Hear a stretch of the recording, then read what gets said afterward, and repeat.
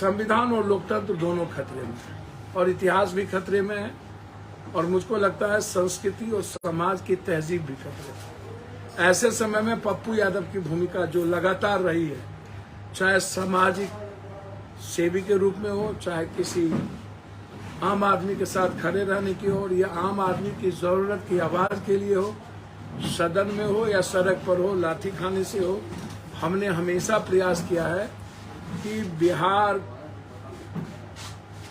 देश में सबसे ऊंचाई पर जाए, तरक्की करे, और हमेशा कोसी, सीमांचल, मिथिलांचल और बिहार की आवाज हम बनते रहे। चाहे UPSC, BPSC, SSC, STT, TT, engineering, जिन मुद्दों से हो, जिन बड़ी छोटी घटनाओं से हो, मैंने हर घटना में समाज को इक्वल नजरिए से देखा और कोशिश किया है कि मैं उसको बचा पाऊं। इसीलिए मैं लगातार प्रयासरत रहा हूं कि कांग्रेस, लंबे समय से मैं कांग्रेस के साथ खड़ा रहा हूं, लंबे समय से मैं लगातार प्रयास करता रहा हूं कि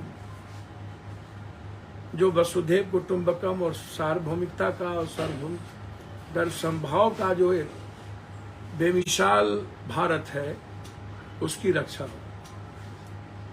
और हम सिर्फ विकास और आम आदमी और युवाओं के रोजगार और इकोनॉमी की बात करें कि 40,000, 60,000, 70,000 रुपया महीने का इनकम एक व्यक्ति को कैसे हो, और व्यक्ति पर कोई भी तरह की आर्थिक बोझ ना पड़े, व्यक्ति को जस्टिस कॉमन तरीके से मिले, जबकि 90%, 92, 97% लोगों को इस कंट्री में बिहार जस्टिस नहीं है।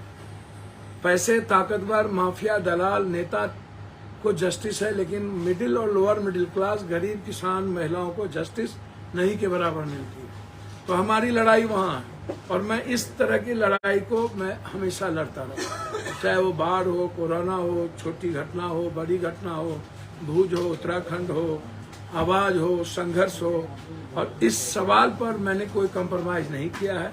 इसीलिए हमेशा कांग्रेस के सड़क से सदन के साथ में खड़ा रहा। हमेशा जो कोसी सीमांचल की जनता हमेशा चाहिए कि पप्पू यादव जो हमारे हैं, हमारे बेटे की तरह हैं, मिथिलांचल के लोग हमारे पुत्र की तरह, भाई की तरह हैं, जो हमारे लिए जीते हैं। और मैं हमेशा प्रयास करता हूं सबके घर और आंगन तक मैं जाऊं, और हमेशा हर घर के आंगन को मैंने जल चढ़ाया, चाहे तुलसी सूख जाए चाहे तुलसी जिंदा रहे। हमेशा मैंने प्रयास किया है कि जल चढ़ाकर बिहार की संस्कृति को जिंदा रखूं, और कभी भी न्याय में किसी को कमी ना हो, आर्थिक रूप से हर घर की मदद करने का प्रयास किया हो। कोई ऐसा पीड़ित घर नहीं है जहां आर्थिक मदद नहीं किया, लेकिन इसके बावजूद भी एक पहल है हिंदी पट्टी इलाके में। देश के नेता अलग अलग, आज महागठबंधन की और एनडीए की बहुत बड़ी बैठक हो रही है। चलिए, एनडीए का तो मैंने पहले कहा कि एक व्यक्ति है जो अपनी बदौलत अब राजनीति नहीं करना चाहती है। वो पवार हो, अजीत पवार हो, कहीं पर पटेल हो, कहीं मणिपुर हो, कहीं कोई हो, कहीं थूक छटा हुआ व्यक्ति जिसको पार्टी को तोड़ दिया, भगा दिया, कुशवाहा जी हो, चाहे चिराग जी हो, चाहे जिनका हो। चलिए, उन्होंने एक प्रयास तो शुरू किया। 24 में चुनाव जीतने के लिए नेक टू नेक एनडीए ने जिस तरीके से लगातार, चाहे यूपी में निषाद का मामला हो, चाहे पटेल का मामला हो, चाहे यहाँ मांझी जी का मामला हो, चाहे किसी अन्य का मामला हो, हर मामले में एक कदम प्रयास करने का सीट टू सीट एनडीए ने कोशिश की। मैं हमेशा, चाहे दंगा का मामला हो, और जब भी महागठबंधन पर हमला हुआ तो पप्पू यादव एक ऐसा छोटा आदमी है, मैंने हमेशा एनडीए और पीएम और बीजेपी पर सबसे ज्यादा हमला करने की कोशिश हमने की, उसकी गलतियों के खिलाफ। आप मेरा ट्विटर्स देख लें, मैं पुलवामा हुआ 15 को ट्वीट किया, करवाया गया। गोधरा हुआ मैंने तब ट्वीट किया, करवाया गया। केरला स्टोरी आई तब मैंने कहा कि स्टोरी ही गलत है। कश्मीर फाइल आए तब मैंने ट्वीट किया था और बताया कि कश्मीर फाइल में किस चीज को जोड़ा गया है। फिर आदि पुरुष आया, मैंने तभी कहा कि ये गाली गलौज उस रामायण के युग में नहीं था जो आज ये हनुमान से गाली दिलवा रहे हैं। जो शब्द, जब वो शब्दावली ही नहीं थी तो आज ऐसी गाली कैसे। तो हमेशा मैंने चैलेंज किया है इन गलत तरीके की चीजों को। हमेशा मैं महागठबंधन और बिहार के विपक्ष के रूप में मैं हमेशा खड़ा रहा। जब भी कोई बारी आती है तो विपक्ष की भूमिका में 17 साल के बाद बीजेपी पहली बार राजनीति करने के लिए पूरी ताकत लगा के 2000 आदमी नहीं जुटा पाए और एसआईएस को गार्ड को बुलाना पड़ गया और उसके बाद मिर्ची गुर्दी सबका उसको सहारा लेना पड़ गया और उसके बाद उसने डोमिसाइल मुद्दे पर कोई बात नहीं की। तेजस्वी तेजस्वी तेजस्वी तेजस्वी। अब एक व्यक्ति अब मैं लगातार इस मामले में प्रयास किया, पहले भी इन्होंने बैठक की और भी लोगों को बुलाया, मैंने फिर दोबारा आज बैठक हो रही। मुझे लगा कि आखिर जो व्यक्ति सबसे ज्यादा प्रखर हो एनडीए के करतूत के खिलाफ, जो व्यक्ति सबसे ज्यादा प्रखर हो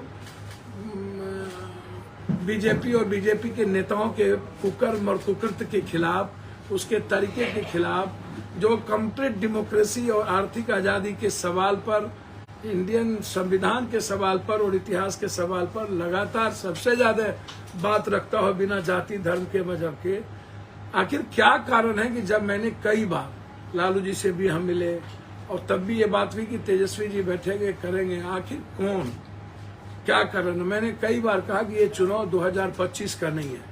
यदि किन्हीं के मन में यह सवाल है कि 2025 के चुनाव को देखते हुए मैं कोई राजनीति करूं, तो आज जब कांग्रेस ने बड़ा दिल दिखाया है 2000 अपनी, चाहे ममता दीदी इतना ज्यादा परेशान होने के बावजूद कांग्रेसी लोकल इकाई क्या नहीं कहा, तब ममता दीदी साथ में है। लोकल इकाई दिल्ली की क्या नहीं कहा, तब उन्होंने बड़ा दिल दिखाया अरविंद केजरीवाल जी को। लगातार कांग्रेस से राहुल गांधी जी ने जिस तरीके से बड़प्पन और दिल दिखाया, क्या हम बिहार में उस बड़प्पन के साथ खड़े नहीं हो सकते? क्या दिल नहीं दिखा सकते? जबकि मैंने कई बार नीतीश जी को अपना प्रयास किया कि मैं, हमारे नेता भी प्रयास किए, हमारे लोग भी प्रयास किए कि हम लोग चाहते हैं कि आपको जो अच्छा लगे, जिस रूप में अच्छा लगे, हम लोग चाहते हैं महागठबंधन का हिस्सा हो। आप राजा है, तय आपको करना है, आपको जरूरत है किसकी की नहीं है। वैसे तो मैं लगातार बिहार के हर जगह, हर क्षेत्र में, हर घर में हूँ। मैं लगातार, यदि इंडिविजुअल आप लीडरशिप की बात और किसी की करिएगा तो इंडिविजुअल व्यक्ति, आज पप्पू यादव पर कोई जाति का ठप्पा नहीं है, पप्पू यादव पर हिंदू मुसलमान का ठप्पा नहीं है, बेईमानों का ठप्पा नहीं है, पप्पू यादव पर किसी भी तरह के आवाज देने से पीछे हटने का ठप्पा नहीं है। तो मैं लगातार कोसी सीमांचल से लेकर मिथिलांचल के 5 सीटों पर, आज नहीं 1 सालों से लगातार मेरा प्रयास जारी है कि मैं इसको कैसे मजबूत करूं और कोसी सीमांचल मिथिलांचल में सभी जाति को कैसे लाऊं। और मेरा ये प्रयास रहा है कि इस हर जाति को एक साथ लाने का प्रयास मैं लगातार किया हूँ। मेरा जो कैरेक्टर रहा है, मेरा जो वे रहा है, तरीका रहा है, उसमें मैंने हमेशा कोशिश की कि सबको साथ लेके चले।